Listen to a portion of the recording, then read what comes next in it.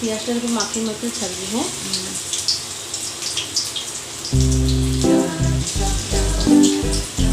এটা তুমি রিফাইন তেলেও করতে পারো, উইথ আবার সর্ষের তেলেও করতে পারো, এটা তোমাদের ওপরে আর কি,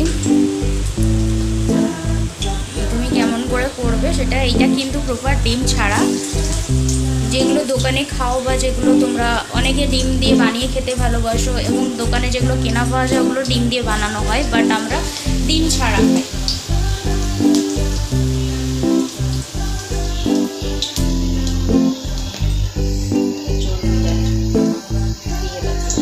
চর্বিটা পরে দাও, মা ফুটবে, ওর জন্য তো আগেই দিয়ে দিলাম। তো এখন এই যে এই কটা দিয়েছে, কটা আছে জানি না, তো এই কটা দিয়েছে।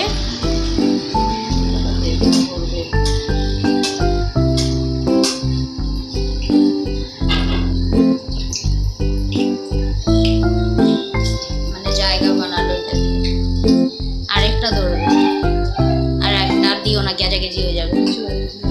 আমি তো দিচ্ছি।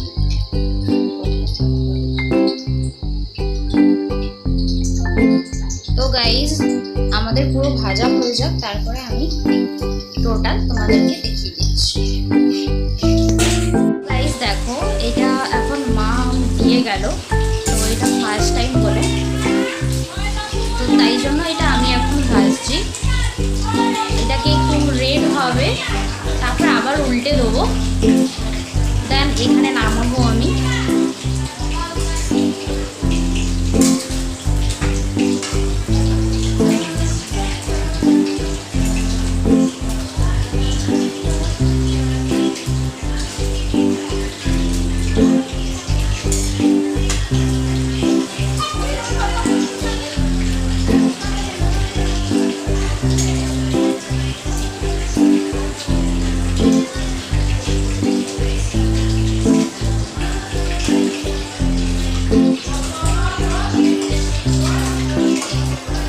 তো গাইজ আমি একটু এটা নামিয়ে নিই, তারপর আমি তোমাদের সাথে কথা বলছি আবার।